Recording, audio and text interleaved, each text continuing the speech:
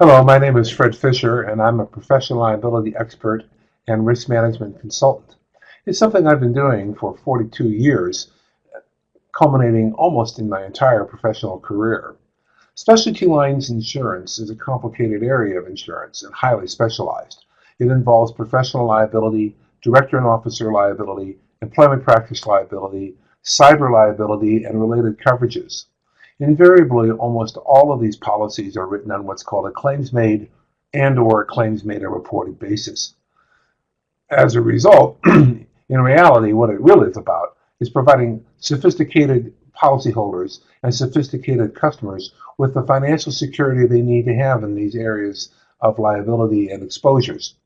It takes a true expert to truly understand all of these coverages, and it's something, again, I've been doing for over 41 years.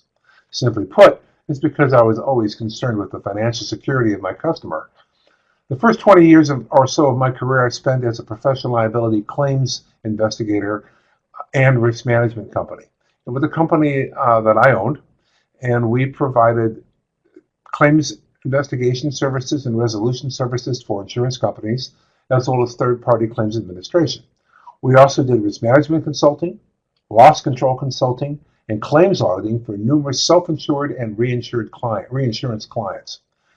We actually invented some very sophisticated claim auditing techniques to be able to quickly identify where claims were being well handled and when they weren't, and why.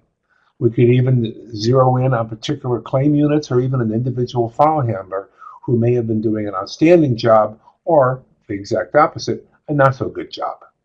Nonetheless, the audit reports that we provided and the recommendations made, especially those done in the mid-1980s, were such that we were the first to qualitatively prove that which many claims people knew.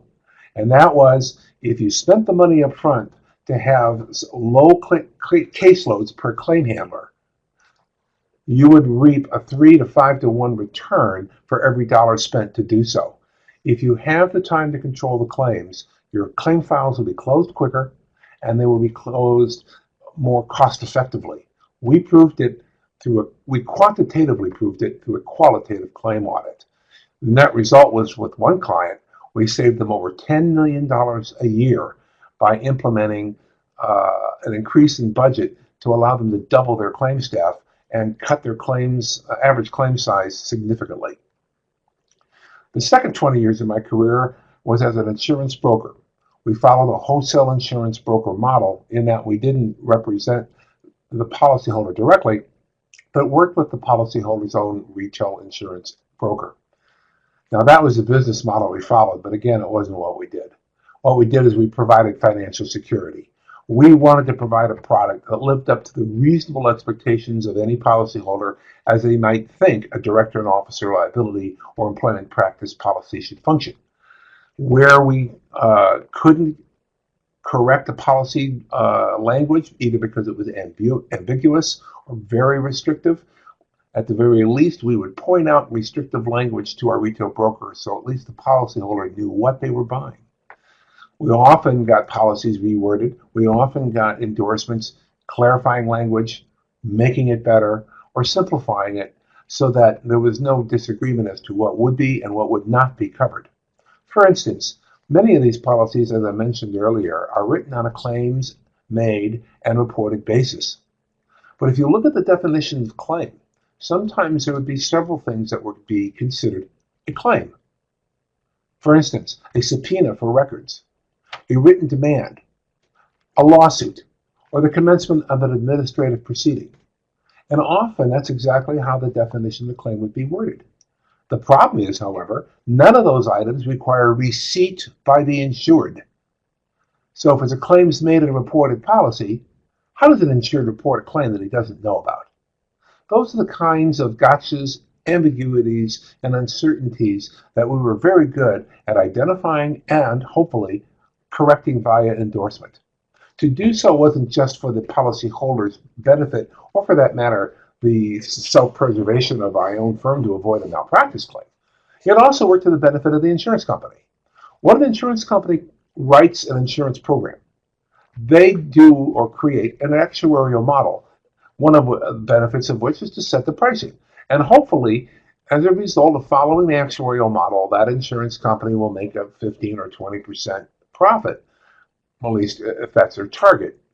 However, when an insurance company has to litigate its policy language, has to sue an insured saying we don't cover you, and an insured cross complains for bad faith and breach of contract, and again, there's maybe an alternative action by the policyholder against his insurance broker, that's 4 lawsuits out of 1 actuarially anticipated claim. If that happens with a high degree of regularity, the insurance company cannot possibly make money because they're acting outside the actuarial model. And why? Because when they incur costs in prosecuting a declaratory relief suit and defending a malpractice suit, that is called unallocated loss adjustment expense. And that expense is rarely, if ever, included in the actuarial model, which means that the insurance company is acting outside the model and can't make a profit. That's how I conducted our business affairs when I ran a claims company, and it's how I ran an insurance brokerage. We wanted to see that the insured got the benefits of the product in a reasonable manner. As an expert witness, I have testified in cases involving bad faith, insurance broker standard of care cases. I'm willing to handle other standard of care cases in the real estate area if I'm comfortable with it. And there are times when I'll even handle a claim against a law firm or an attorney for violation of the standard of care, depending on what the facts may be. More importantly, over the last 30 years, my testimony as an expert has been fairly consistent, if not completely consistent, with the exception of any changes in the standard of care arising from appellate decisions or statutory changes. As a result, I only take cases that I agree with, and I will inform anyone who asks me whether or not I agree with the opinion sought or not, and I will do so in good faith. I think that makes me a very competent and formidable witness because I believe in the cases that I take. I have an even split of cases between plaintiff and defense, and one of the reasons being is, again, I only take cases I agree with. I would encourage any attorney that wants to seek the services of an expert to do so early in the case. It rarely costs anything to get a curbside opinion, and in fact, you may find that a good expert can come up with ideas you haven't thought of yourself, as well as discovery needs and what additional facts are necessary to be obtained in order to give a better and more complete opinion. That's certainly what I do. I don't charge for curbside opinions. If you want to give me a call and discuss a case for 45 minutes, even up to an hour, I'm happy to do so. I look forward to being of service to anyone who wishes to give me a call, and thank you very much for your time.